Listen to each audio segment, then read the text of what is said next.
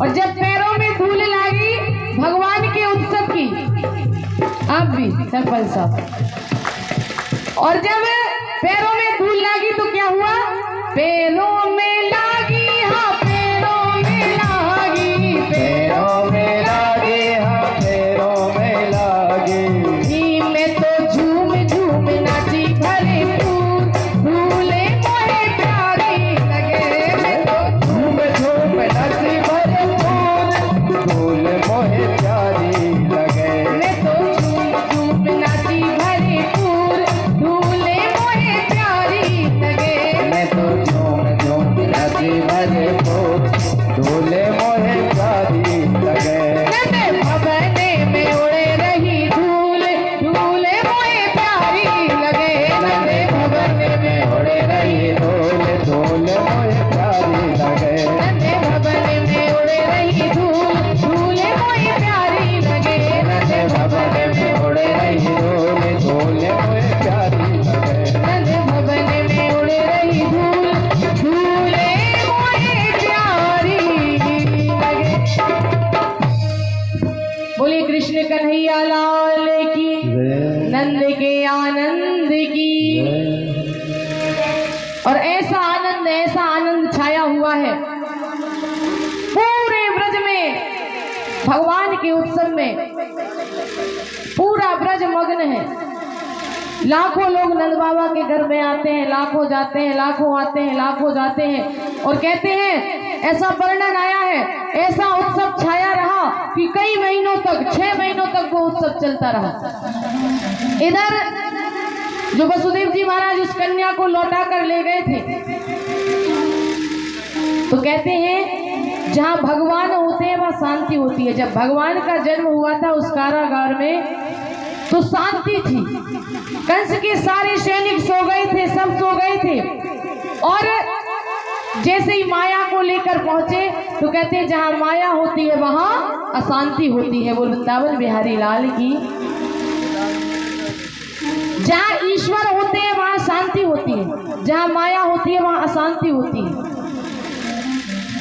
भगवान थे तो शांति थी, माया पहुंची अशांति हो गई। सारे सैनिक जाग गए, जोर से जाकर रोने लगी वो कन्या। और रोने की आवाज जैसे ही कानों में आई, जाकर दौड़कर कंस को बताया, महाराज जिसके आप इंतजार में थे, जिस अष्टम गर्भ का हम इंतजार कर रहे थे सब लोग, चलिए चलिए चलिए, देवकी के यहाँ उसकी संतान ने जन्म ले लिया है। अब तो जब कंस ने जैसे ही सुना तो कंस तो पहले से ही बहुत भयभीत था।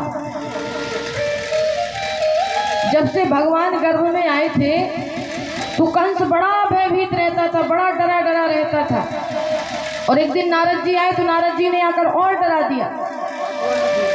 नारद जी से बोला महाराज देव ऋषि आप तो सब जानते हो आगे पीछे का, तो आप कम से कम इतना मुझे बता दो कि जो मुझे मारने वाला होगा वो कैसा होगा। जैसे जन्म लेते ही वो भागने लगे तो मैं उसे पकड़ तो लूंगा और उसे पहचान तो लूंगा, होगा कैसा? तो नारद जी ने भी कह दिया, बोले कंस ज्यादा तो कुछ नहीं बताऊंगा, लेकिन जो तुझे मारने वाला होगा वो काला काला होगा, काला काला होगा, लेकिन सबके मन को मोहने वाला होगा। तो उस समय से कंस तो इतना डरा हुआ था कि उसे दाल में जीरा भी दिख जाता था ना तो वो डर जाता था, अरे ये काला है मेरे सामने से हटाओ। तो कंस तो बहुत डरा हुआ था, कई सैनिकों को लेकर पहुंचा है। जैसे ही पहुंचा कारागार के दरवाजे खुलवाए गए, अंदर प्रवेश किया। देवकी की गोद में जो कन्या थी उसको अपनी गोद में लिया, और जब गोद में लिया तो देखा कि ये तो कन्या है। कंस ने कहा ऐसे कैसे हो सकता है, मुझे मारने वाली ये कन्या कैसे हो सकती है? कंस के जो सहायक थे उन्होंने कहा महाराज आप जानते नहीं है देवता बड़े चालाक होते हैं, हो सकता है कि इस कन्या के गर्भ से जो बालक जन्म ले वो आपको मारने वाला हो। एक स्त्री तो आपको मार नहीं सकती, आप तो इतने शूरवीर हैं, इसलिए आप कोई जड़ रखो ही मत, इसको मार दो। कंस के मन में भी भाव आया कैसे मारूं, एक कन्या है। अरे महाराज मार दो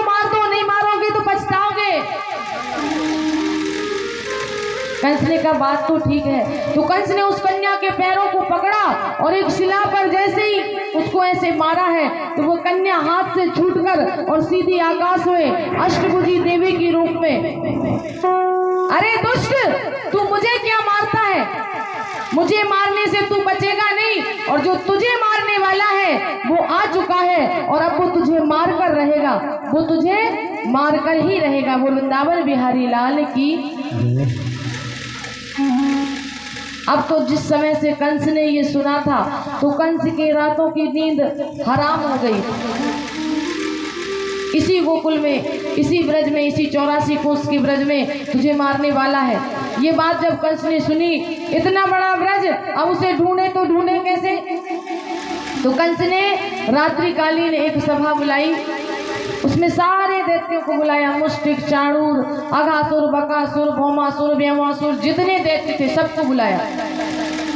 सुखदेव जी महाराज कहते, महाराज उसी सभा में पूतना भी थी। कंस ने कहा देखो, जैसा कि सभी को पता है कि मुझे मारने वाला जन्म ले चुका है, और इससे पहले कि वो मुझे मारे मैं चाहता हूं कि मैं उसे मार दूं, लेकिन इसके लिए मुझे तुम सबकी सहायता चाहिए। दैत्य बोले महाराज हमने कभी आपकी सहायता के लिए मना किया है? हम तो हमेशा आपके साथ में हैं, आप आज्ञा करें। बोले आज्ञा तो मैं करूं, लेकिन समझ में ये नहीं आ रहा है, उस कन्या ने ये तो नहीं बताया कि वो किस घर में है, किसके पास है, बस ये बताया है कि इसी ब्रज में है। अब इतने बड़े ब्रज में हम ढूंढेंगे कैसे उसे मारेंगे? किसी एक व्यक्ति ने कहा महाराज एक काम करते हैं, अभी से 6 महीने तक जितने नवजात शिशुओं ने जन्म लिया है और 1 महीने बाद जो जन्म लेंगे सबको मार देंगे, फिर कोई खतरा नहीं रहेगा। कंस ने कहा बा, ऐसे कि लोग पागल थोड़े ना है कि अपनी संतान को, अपने बालकों को तुम्हें देंगे कि लो और मार दो। कैसे मारोगे? कोई राक्षसों को अपनी संतान देता है कि लो और मार दो, मारोगे कैसे? तो उसी सभा में पूतना थी। पूतना ने कहा महाराज आप चिंता मत करो, ये काम मैं करूंगी, आपका मैं मारूंगी। कंस ने कहा तुम अपने आप को क्या समझती हो तो तुम भी एक राक्षस हो। ये तुम्हारे बड़े बड़े नाखून, ये बड़े बड़े जटा और ये काले काले दांत, तुम्हें अपने घर में कौन घुसने देगा? महाराज मैं अपने स्तनों पर जहर लगाकर जाऊंगी और सबको मार डालूंगी। तुम्हें कौन अपने घर में घुसने देगा? तुम्हें कौन अपनी संतान देगा? पूतना ने कहा महाराज इसका उपाय मेरे पास है। आपको नहीं पता, आजकल दुनिया ने बहुत प्रोग्रेस कर ली है, आजकल ब्यूटी पार्लर चल गए हैं। मैं ब्यूटी पार्लर जाकर फेशियल करवा लूंगी, अपना चेहरा बदलवा लूंगी, और फिर भी यदि आपको कुछ गड़बड़ लगे तो मैं एक काम करूंगी, घूंघट डालूंगी।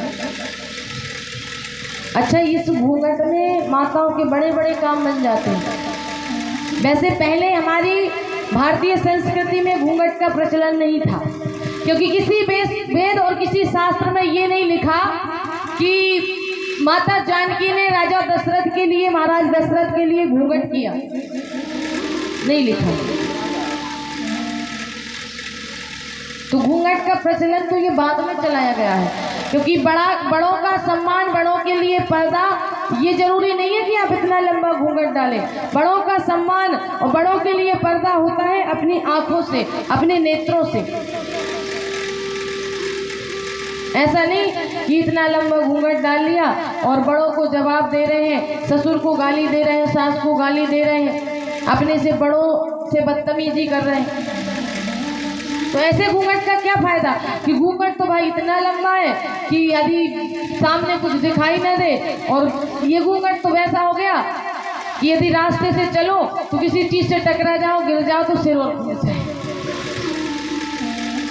तो घूंघट का मतलब ये नहीं है कि आप इतना लंबा पर्दा करो, इतना लंबा घूंघट डालो। पर्दे का मतलब होता है नजरों से पर्दा रखो, नेत्रों से पर्दा रखो, नेत्रों से बड़ों का सम्मान करो, बड़ों से कभी नजरें मत मिलाओ, बड़ों के सामने कभी अपनी नजरों को ऊंचा मत करो। यही बड़ों का सम्मान है, यही बड़ों के लिए पर्दा है, ना कि लंबा घूंघट। पहले ये प्रचलन नहीं था, ये बाद में चलाया गया है। लेकिन इस घूंघट में इन माताओं के बड़े बड़े काम बन जाते हैं।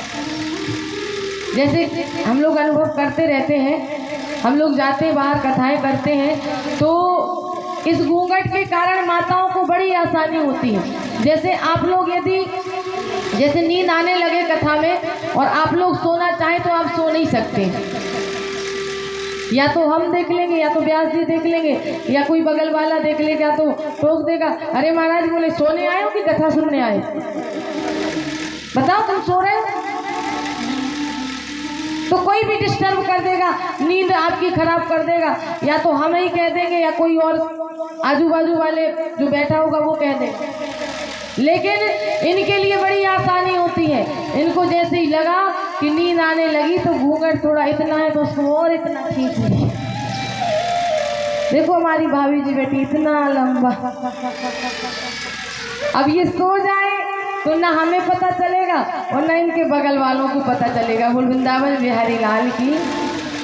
तो इनको बड़ी आसानी होती है, जब नींद आने लगेगी घूंघट इतना है तो इतना और लंबा किया, बढ़िया 3 घंटे की ऐसी नींद लगती है, ऐसी समाधि लगती है कि फिर तो जब बाद में जयकारा बुलाया जाता है तभी इनकी नींद टूटती है। बोल वृंदावन बिहारी लाल की।